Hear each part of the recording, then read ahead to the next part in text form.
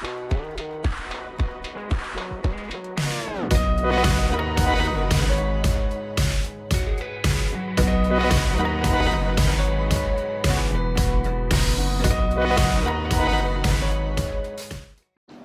bom dia para você que nos acompanha nessa sexta-feira gelada e hoje o quadro de Sem Entrevista vai falar sobre as desigualdades sociais no enfrentamento à Covid-19.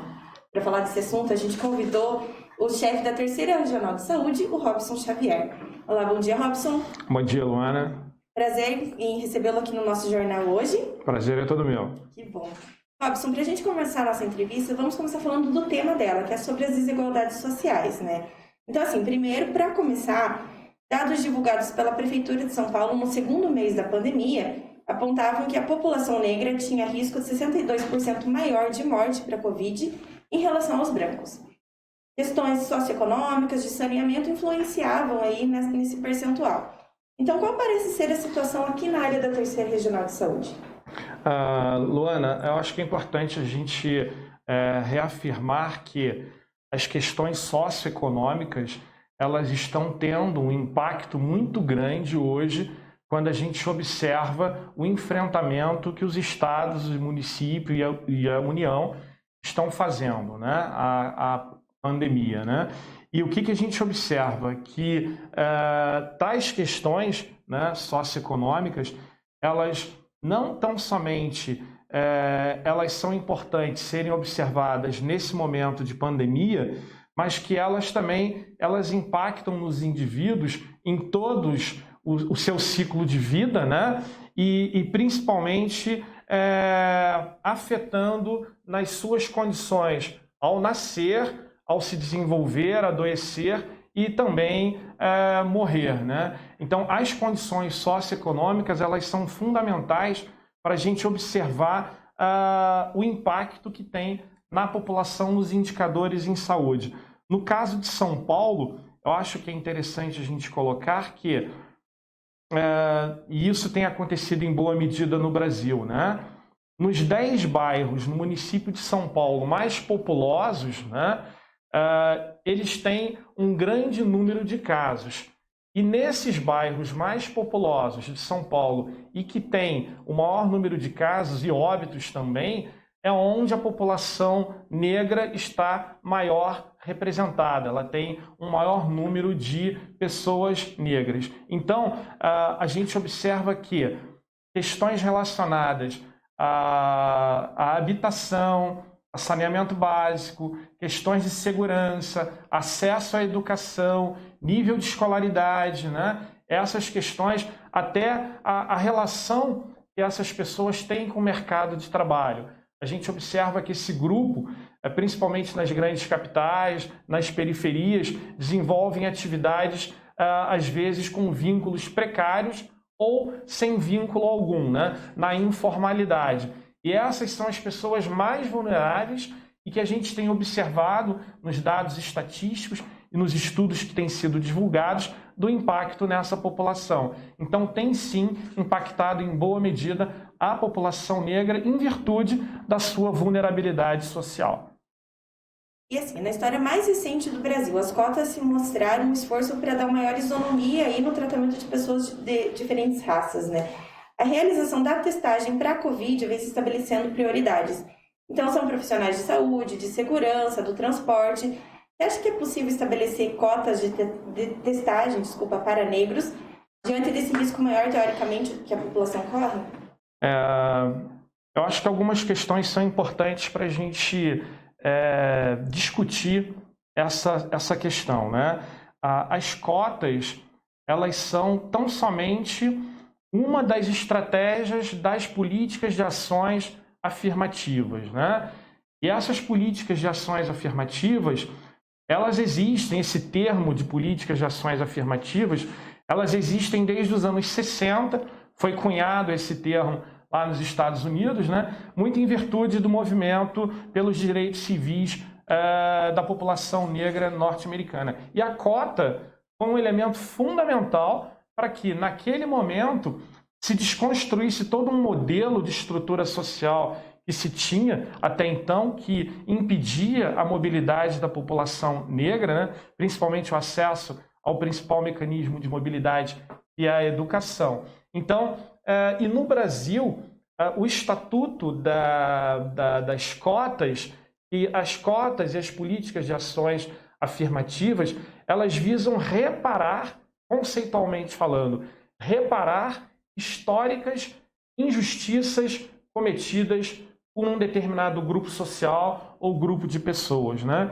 Então, no Brasil, antes de se discutir as questões das cotas raciais, principalmente na educação e no mercado de trabalho, já se adotava as políticas de cotas, né? Tem uma lei, a Lei 8.213, que é do ano de 1991, que ela já estabelecia cotas para pessoas portadoras de necessidades especiais. Então, o que isso significa?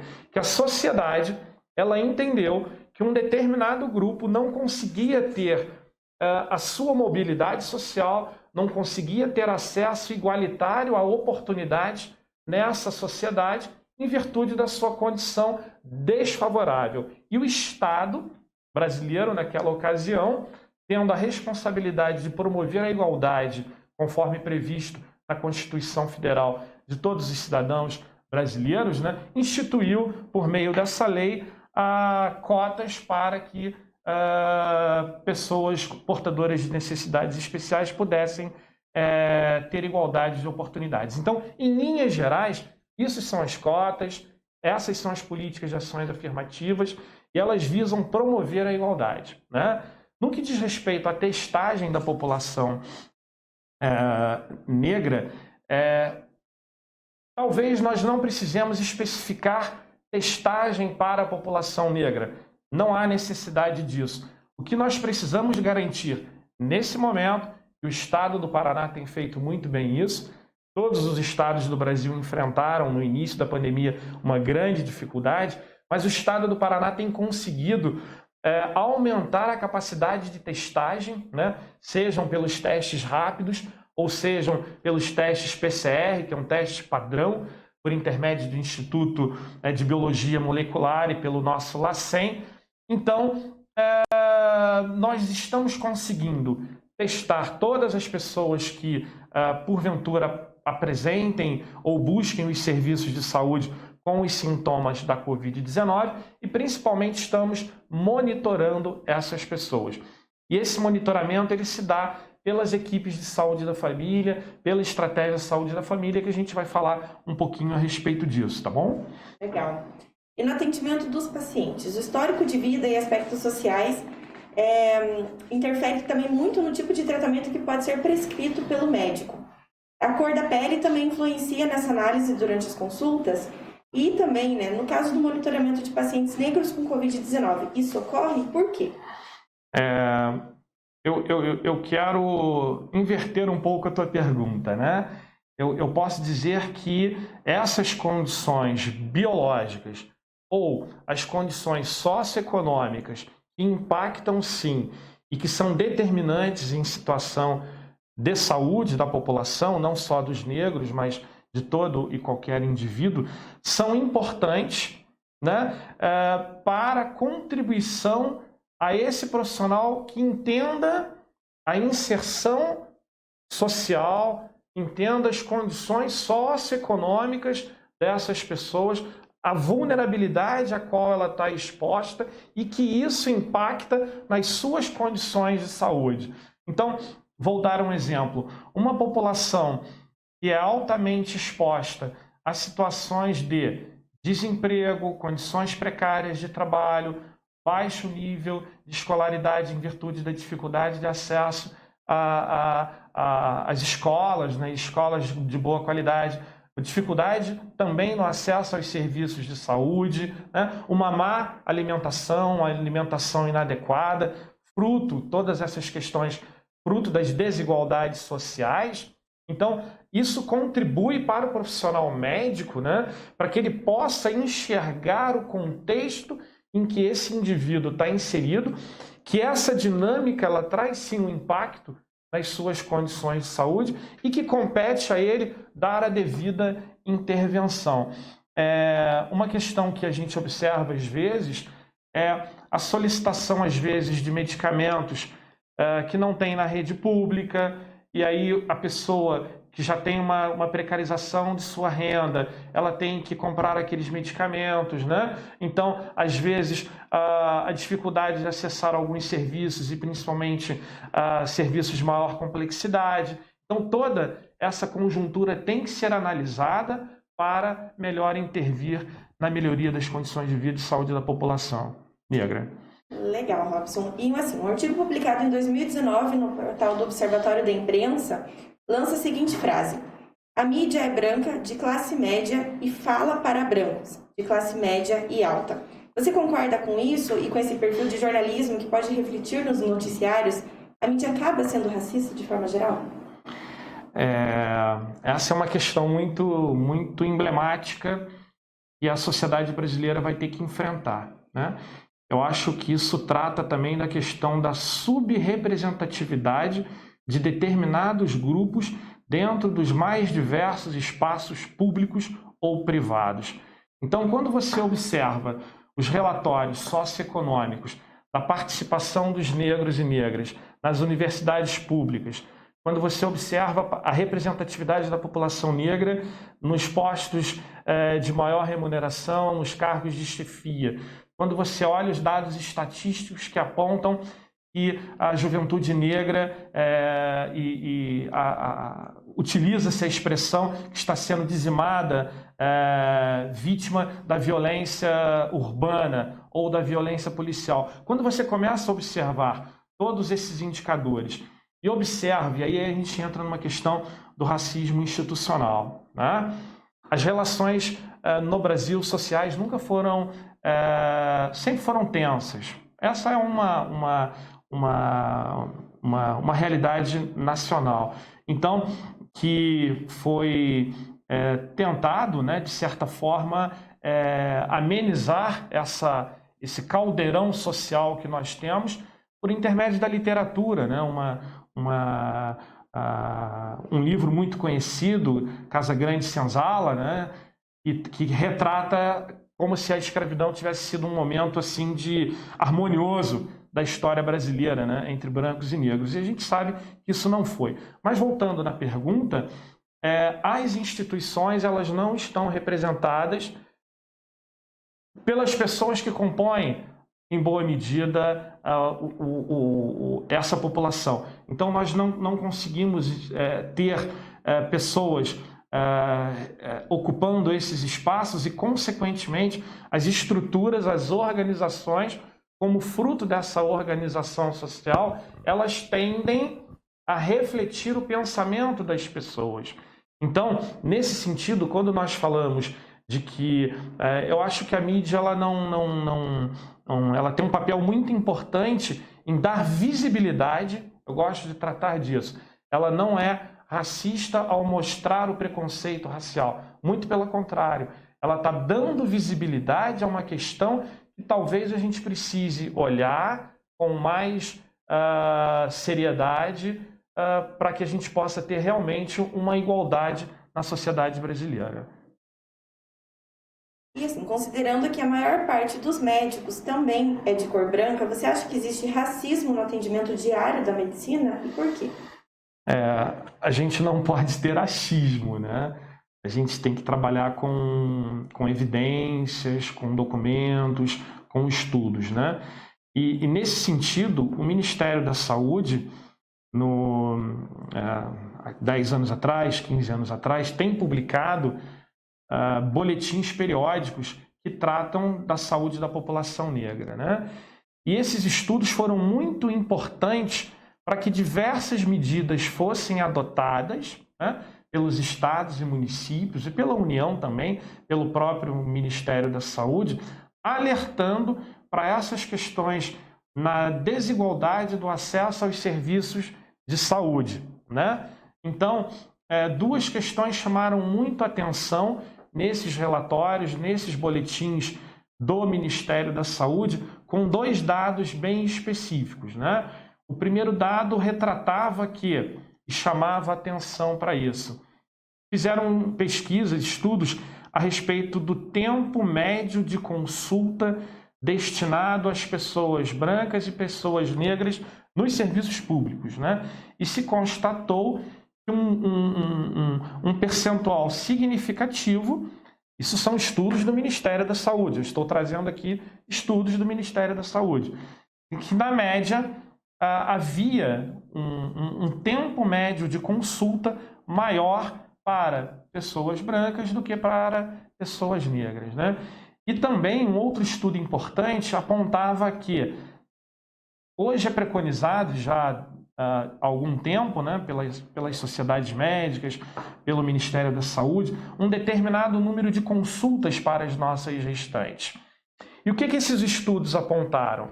Que as mulheres negras, em boa medida, um percentual significativo, tinha um número de consultas de pré-natal menor do que as mulheres brancas, né? Tem diversas questões que explicam esse indicador. Uma delas também é a dificuldade pela situação da vulnerabilidade social, da dificuldade dessas mulheres negras de poderem sair das suas atividades profissionais, dos seus vínculos precarizados muitas vezes, ou até de suas atividades informais, serem obrigadas, né, a não saírem dessas suas atividades por questões econômicas, né, e até por medo de perder o seu posto de trabalho, de deixar de ir às consultas, né? Então não é o Robson que está falando isso, são pesquisas do Ministério da Saúde, pesquisas realizadas por institutos importantes que retratam os diversos indicadores relacionados às diferenças, às desigualdades da população existentes na população brasileira. Robson, agora a gente caminha para o segundo bloco da nossa entrevista. A gente vai falar um pouco sobre a questão da saúde, a questão da pandemia, que eu acho que é um tema, a gente acha que é um tema bem interessante a se tratar. O governo do estado ele fez um pedido para que as regionais de saúde tomem medidas conjuntas, né, para a saúde relacionadas à pandemia. Nessa semana até você comentou que haveria uma reunião com prefeitos aqui de toda a região para tratar dessa questão. Então, com base nesse assunto, a gente gostaria de saber se essa reunião já aconteceu e o que foi definido, ou se ela já tem uma previsão para quando vai acontecer, se é na próxima semana. Nós tivemos duas importantes reuniões essa semana. A primeira reunião foi com todos os promotores públicos da nossa região, compartilhando com as promotorias os dados da movimentação, do número de casos da nossa região e principalmente desenhando cenários para a promotoria pública, para os promotores públicos e também mostrando quais eram as ações que o Estado tem adotado e orientando, ajudando aos promotores também, que têm um papel importante nas decisões que as promotorias estão tomando localmente. Fizemos uma outra reunião também, essa nós fazemos periodicamente, com todos os secretários municipais, construindo, desenhando essa agenda que nós teremos hoje, né, com todos os prefeitos da nossa região. E quando eu falo os prefeitos da nossa região, eu estou falando de 19 prefeitos, 12 da região de Ponta Grossa e mais 7 da região de Telêmaco Borba, onde os municípios e o estado do Paraná têm feito muito de forma articulada, os dois entes, estado e municípios. Os municípios têm feito também muito a sua parte e o Estado também, dentro das suas competências. Só que nós chegamos num momento agora que isso aconteceu em boa parte do Brasil e está acontecendo mais no interior do país, que é a interiorização da doença, né? E o aumento exponencial do número de casos. Hoje, segundo dados de ontem, na nossa região nós já passamos de 650 casos. A gente tem conseguido trabalhar muito fortemente, a gente vai falar sobre isso, o número de óbitos. A gente tem conseguido, né, ter um impacto menor na nossa região. Gostaríamos que fosse zero, cada pessoa, cada óbito é uma família, são pessoas, são laços, enfim. Então nós nos solidarizamos com essas pessoas e com essas famílias. Mas agora chegou um momento que nós temos que tomar algumas decisões em conjunto. Eu fiz diversas reuniões isoladas com alguns municípios, eu fui a alguns municípios, conversei com os prefeitos e a gente entendeu que era o momento de nós sentarmos e tomarmos algumas decisões em conjunto. Por quê? O gestor municipal, o prefeito, ele está muito interessado em resolver o seu problema, e ele está correto, é a sua população, ele tem uma responsabilidade muito grande com isso. Mas, às vezes, alguma decisão que é tomada em um município impacta no outro município. Então, só para te dar um exemplo, Ponta Grossa nós temos 2 grandes shoppings, né? Temos um comércio pungente. Então, se os demais municípios fecham os seus comércios, a população se desloca para Ponta Grossa para comprar, consumir em Ponta Grossa. É bom para o comércio de Ponta Grossa? Mas não é bom para o conjunto da população quando nós temos um grande número de pessoas circulando, né? Algumas, às vezes, sem máscaras, infelizmente. Às vezes um comércio ou outro pode não deixar disponível álcool em gel, não pode impor restrições de número de pessoas dentro do estabelecimento. Então agora nós vamos nos reunir hoje, às 14 horas, o conjunto dos 19 prefeitos das 2 regiões, né? Nós vamos nos reunir virtualmente, obviamente, e vamos tentar equacionar, direcionar algumas ações que podem ser tomadas em conjunto. E essa é uma diretriz do nosso secretário Beto Preto e do governador Ratinho, que nós, das regionais de saúde, sentemos com os nossos prefeitos, que a gente possa discutir melhor estratégias para o enfrentamento da pandemia aqui na região.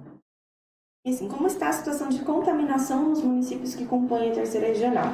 Nós tivemos informações que dos 13 municípios, apenas, eu acho que, me corrija se eu estiver errada, por gentileza, apenas Pinhão estaria sem caso de Covid. Se eu não me engano, da nossa região, isso eu não posso me enganar, né? Dos 12 municípios da nossa região, todos têm registro de casos, né?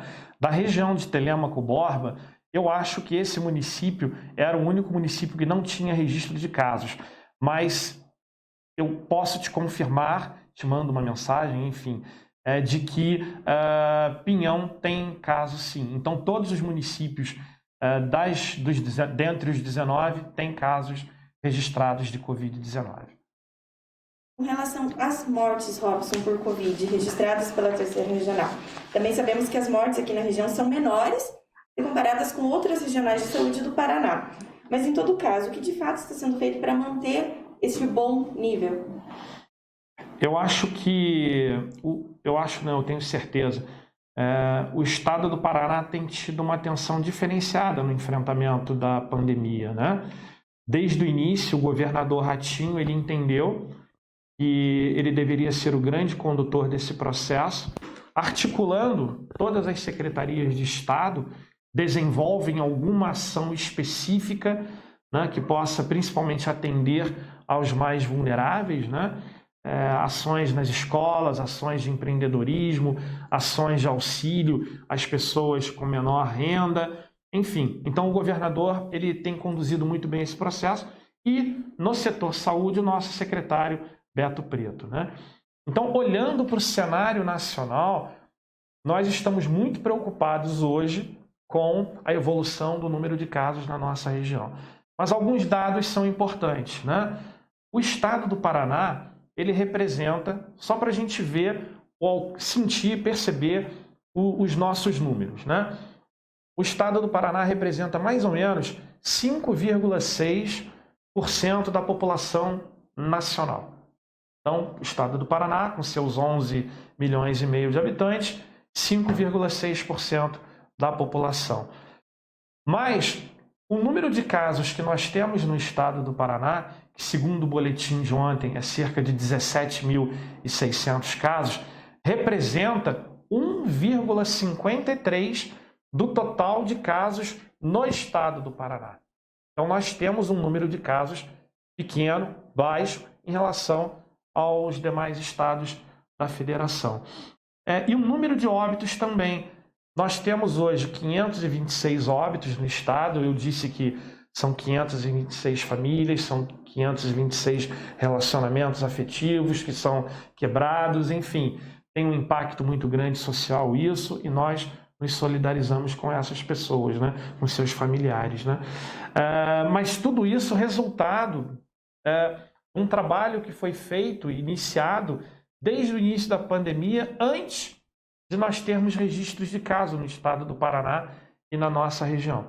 Então, o governo do estado do Paraná tem monitorado, montou um grupo muito bom de especialistas que tem monitorado e orientado os municípios com projeções da evolução do número de casos. Nós temos trabalhado, e eu acho que isso é fundamental nesse processo, que é a acolhida das pessoas que procuram os serviços manifestando algum sintoma. Essas pessoas ou são testadas, dependendo dos critérios que são estabelecidos para testagem, elas são testadas ou voltam posteriormente para serem testadas, mas são, e aí é o detalhe, monitoradas diariamente pelas equipes de saúde da família. E isso tem um impacto muito grande, porque no menor sinal de que essas pessoas estão evoluindo do seu quadro, né, caindo o seu quadro, digamos assim, elas são direcionadas para serviços especializados. Então, esse monitoramento dos pacientes é fundamental nesse processo. E agora, como eu disse anteriormente, nós ampliamos, o estado do Paraná ampliou a sua capacidade de testagem. Hoje nós podemos testar cerca de 5.000, no mínimo 5.600 pessoas por dia com o teste PCR, que é o teste validado padrão ouro, né? Sem contar os testes rápidos que estão sendo realizados também. Então, eu acho que esse conjunto de estratégias, né, elas foram importantes, fundamentais, para que nós estivéssemos alcançando esses resultados. Claro, o estado do Paraná, o nosso secretário Beto Preto e os prefeitos aqui da região, a gente tem observado isso, tem batido na seguinte tecla: isolamento e distanciamento social, né? O uso das máscaras, lavar as mãos sempre com água, sabão ou álcool e gel. Então são medidas simples, né, de manter-se isolado, sair tão somente quando necessário, manter o distanciamento social quando nós tivermos que ter contatos com outras pessoas, né? Então, medidas simples que têm dado um resultado positivo, sim. Na sua opinião, você acha que a gente chegou no pico da doença aqui na nossa região? Eu acho que não.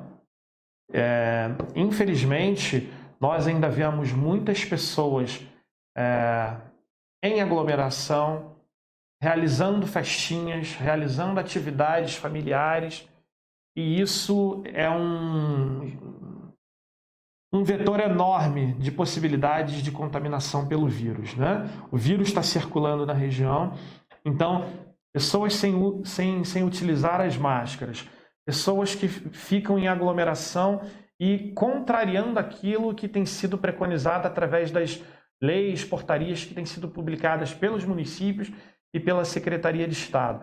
Então a gente observa que esse comportamento, a evolução da doença está muito ligada ao comportamento social, ao comportamento individual de cada um e cada uma das pessoas. Então, considerando isso e considerando a evolução natural da doença, nós acreditamos que ainda não chegamos no pico.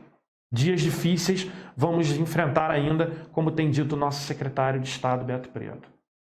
Por isso a importância dos cuidados, né?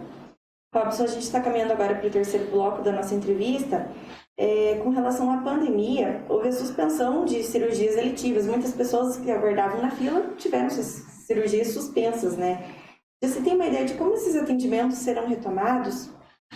Então, a não realização de procedimentos cirúrgicos e de consultas eletivas foi uma orientação do Ministério da Saúde, da Secretaria de Estado, e extremamente resolutiva no seu objetivo. Por quê?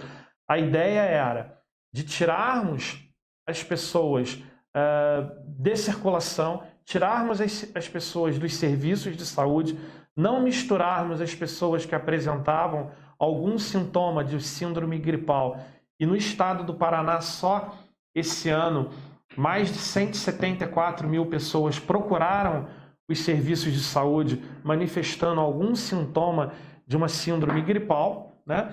Então, foi eficiente nesse sentido, na perspectiva de conter o avanço da doença evitar a contaminação de outras pessoas que, porventura, não estivessem se dirigindo aos serviços pela Covid-19 especificamente, mas principalmente para a proteção de uma importante força de trabalho, que são os profissionais de saúde, né? A gente tem visto a dificuldade que todos os estados estão tendo para montar estruturas de saúde com equipamentos e principalmente com recursos humanos.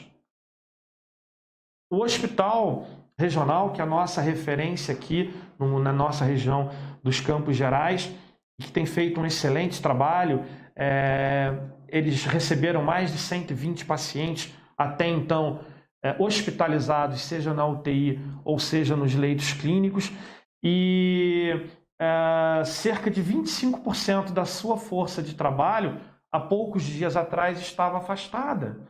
Então isso causa um desgaste muito grande no sistema, causa um desgaste muito grande nos demais profissionais que têm que trabalhar de forma desdobrada para manter o funcionamento das unidades hospitalares, né? Então, isso é motivo de preocupação. E ontem, nós já sabíamos disso, né? E daí a importância das ações coordenadas, do papel do Ministério nesse processo, Ministério da Saúde. Os diversos hospitais, o CRM já emitiu nota a respeito da falta de medicamentos importantes, bloqueadores, de analgésicos e outros medicamentos importantes. Foi matéria do Jornal Nacional ontem. Em todo o Brasil, em 23 estados do Brasil, estão faltando esses medicamentos importantes para o cuidado da população. Então, eu acho que foi acertado, sim, esse momento de diminuição dos atendimentos eletivos, postergar algumas consultas eletivas e cirurgias que, porventura, podem ser realizadas posteriormente. E agora, nós desejamos que isso possa passar o mais rápido possível, né, para que a gente possa restabelecer o funcionamento normal do sistema de saúde. Legal. E para a gente finalizar, aproveitando sua presença aqui, a gente gostaria de saber como que está esse processo de implantação do SAMU regional, né? E qual a importância de Ponta Grossa contar com esse serviço? O SAMU regional ele tem sido extremamente importante para a organização dos serviços aqui na região, né? Então, nós temos uma rede de urgência e emergência, principalmente falando da rede hospitalar robusta, né, com diversas especialidades que são referências na rede de urgência e emergência. E ter o SAMU regulado por uma central que atende os diversos municípios da nossa região de forma mais célere, de forma mais ágil, priorizando esses pacientes para que sejam encaminhados para o serviço que vai realmente atender às suas necessidades, aquele serviço especializado que vai atender as necessidades do cidadão. Nós chamamos isso de um serviço adequado com tempo-resposta à necessidade dos pacientes. Então, colocar o paciente certo, no tempo certo, no local certo, garante melhores condições de sobrevida e sobrevivência dessas pessoas que, porventura, precisam de serviços de urgência e emergência. E um diferencial que nós temos aqui na nossa região é que nós temos um helicóptero, né?